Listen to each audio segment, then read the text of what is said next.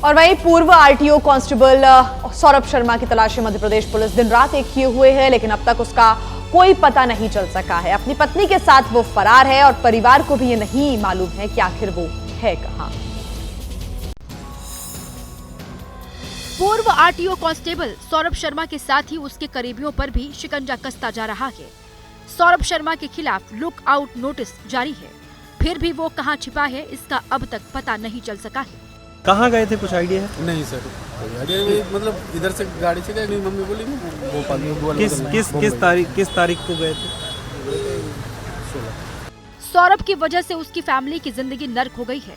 पहली बार सौरभ की मां मीडिया से मिली तो उन्हें अपना मुंह छिपाकर बात करना पड़ा। वो बीच बीच में भावुक भी हो गई। हाथ जोड़ के निवेदन है, बेटा मुझे अपनी माँ जैसा समझो, मुझे थोड़ा तरस था। मेरी स्थिति मानसिक रूप से अपना इलाज नहीं करा पा रही।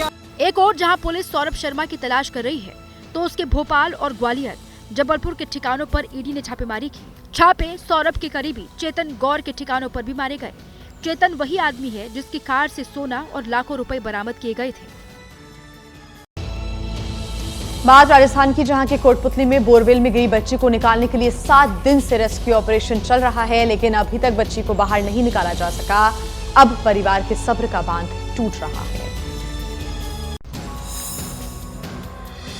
बोरवेल में फंसी 3 साल की चेतना को सुरक्षित निकालने के लिए मां ने रोते हुए प्रशासन से गुहार लगाई और रेस्क्यू ऑपरेशन में देरी होने पर जिला कलेक्टर से सवाल भी पूछा। भूख प्यास से तड़प रही तो आप वो करिए, अभी तक उनको निखारे भी को ना। और अगर कलेक्टर मैम की अब बेटी होती तो क्यों इतना दिन तक वो उनका अंदर ही रह देती। बोरवेल में 7 दिनों से चेतना जिसे अभी तक बाहर नहीं निकाला गया है, जिस पर पूर्व मंत्री राजेंद्र सिंह गुढ़ा ने भी सवाल उठा दिए और जिला कलेक्टर पर कार्रवाई की मांग कर डाली। जिला कलेक्टर को शर्म की बात है, 3 दिन लग गए यहाँ पहुँचने में, डूब के मरने की बात। हालांकि रेड माइनर्स और एनडीआरएफ के जवानों को सुरंग में उतारा गया है, जो 90 डिग्री पर हॉरिजॉन्टल मैनुअल खुदाई कर करीब 8 फीट दूर बोरवेल में फंसी बच्ची तक पहुंचने की कोशिश कर रहे हैं। दूसरी ओर मध्य प्रदेश के गुना में एक बच्चा बोरवेल में गिर गया है, जिसको बचाने के लिए रेस्क्यू ऑपरेशन शुरू कर दिया गया है। आइए खबरों में आगे बढ़ते हैं। और ये तो आप जानते हैं कि गूगल देखकर गाड़ी चलाना आजकल कितना कॉमन है। रास्ता पता ना हो तब भी कोई भी व्यक्ति चल पड़ता है, गूगल की रास्ता बता ही देगा। लेकिन गूगल के चक्कर में कई बार बड़े हादसे भी हो जाते हैं। आपको दिखाते हैं कि आखिर उत्तर प्रदेश के हाथरस में क्या हुआ। गूगल मैप के सहारे यात्रा बेहद खतरनाक हो गई है। थोड़ी सी लापरवाही की दशा में ये मौत के मुंह में भी धकेल सकता है। हाथरस में गूगल मैप के सहारे यात्रा पर निकले 2 लोगों की जान बाल बाल बच गई। ये कार जो आप देख रहे हैं, ये हाईवे के एक ऐसे हिस्से पर चल रही थी जो अभी पूरी तरह से बना भी नहीं था, उसका उद्घाटन भी नहीं हुआ था। लेकिन गूगल मैप ने कार में बैठे शख्स को बताया कि ये रास्ता बिल्कुल सही है। तकनीक पर आंख बंद करके भरोसा किया और कार सवार ने गाड़ी आगे बढ़ा दी।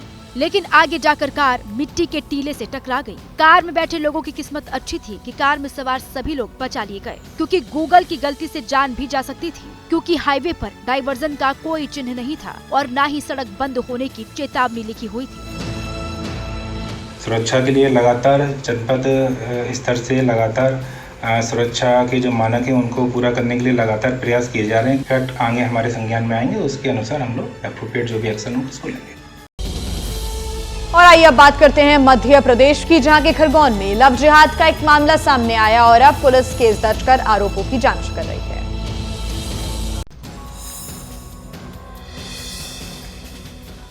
मध्य प्रदेश में खरगोन के कोतवाली थाने में शनिवार को एक लड़की शिकायत दर्ज कराने पहुंची। लड़की का आरोप है कि मोहसिन नाम के लड़के ने खुद को प्रदीप बताकर उसके साथ रिश्ता बनाया। बात शादी तक पहुंच गई। लड़की को जब ये पता चला कि वो प्रदीप नहीं बल्कि मोहसिन है, तो उसने शादी करने से इनकार कर दिया। अब आरोप है कि मोहसिन वीडियो वायरल करने की धमकी दे रहा है और ब्लैकमेल कर रहा है। बाद में बोलता है कि मैं मुसलमान हूँ, तो मैंने शादी के लिए इनकार करा, तो फिर वीडियो वायरल करने की धमकी दिया। आरोप लगाने वाली लड़की के साथ हिंदू संगठन से जुड़े हुए लोग भी थाने पहुंचे और आरोपी लड़के के खिलाफ कार्रवाई की मांग करने लगे। जहाँ भी लव जिहाद का ये काम चल रहा है, उनके खिलाफ हम कड़े कदम उठाएंगे, चरणबद्ध आंदोलन करेंगे। पुलिस ने शिकायत दर्ज कर ली है। अब आरोपी लड़के की तलाश की जा रही है।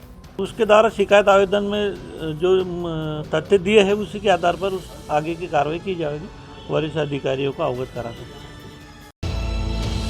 सहारनपुर में हत्या की एक सनसनीखेज वारदात सामने आई। आरोप है कि कर्ज से छुटकारा पाने और बीमा की रकम के लिए एक आदमी ने अपनी मौत की फर्जी कहानी बना दी और एक बेगुनाह की जान ले ली।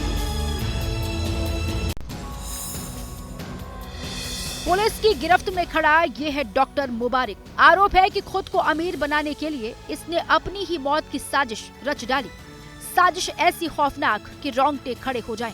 और वो बहुत दिनों से इस लोन से छुटकारा पाने के लिए अपना डेथ सर्टिफिकेट बनाने के लिए एक प्लानिंग कर रहा था, जिसके तहत उसको एक पुरानी गाड़ी चाहिए थी और एक डेड बॉडी चाहिए थी। जब डेड बॉडी नहीं मिल पाई तो आरोप है कि इसने अपनी कदकाठी का सोनू नाम का एक आदमी चुना, उसे नशे की दवा के साथ शराब पिलाई और अपनी पुरानी मारुति कार में जिंदा जला दिया। कैसे भाई आइडिया कैसे आया डॉक्टर साहब? क्राइम पेट्रोल देखते थे आप? पैसे के लालच में जिसकी हत्या हुई वो अपने परिवार का इकलौता बेटा था। अब परिवार इंसाफ की गुहार लगा रहा है। कानूनी से सख्त सजा दिए, ऐसा आदमी को कल को किसी और बच्चे की शादी भी कर सकता है। मृतक सोनू का सामान भी बरामद कर लिया है। अब आरोपी को जेल भेजने की तैयारी की जा रही है।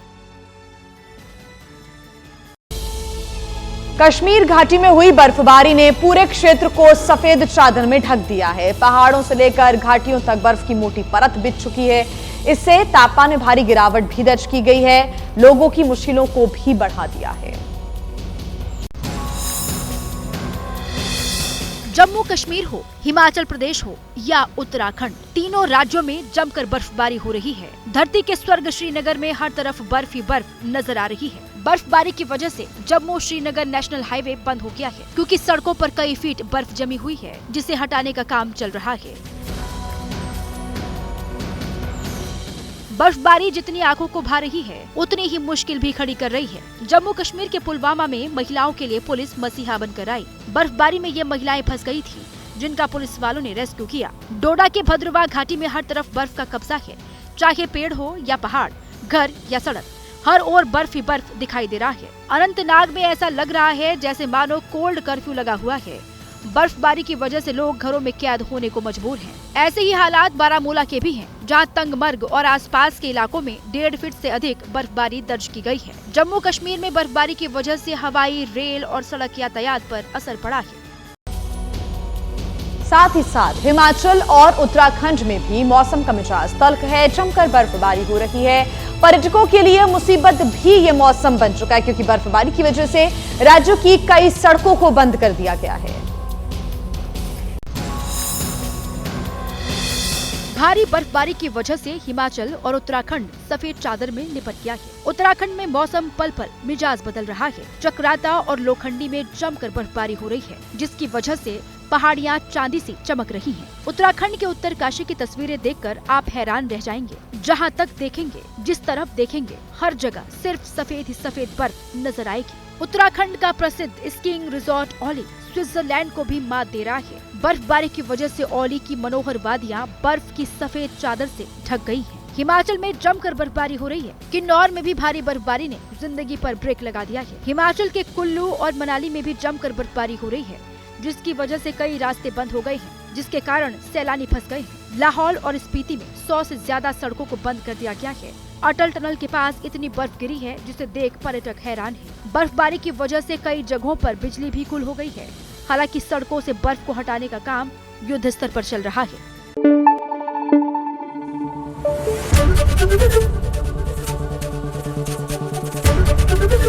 ABP न्यूज़ आपको रखे आगे।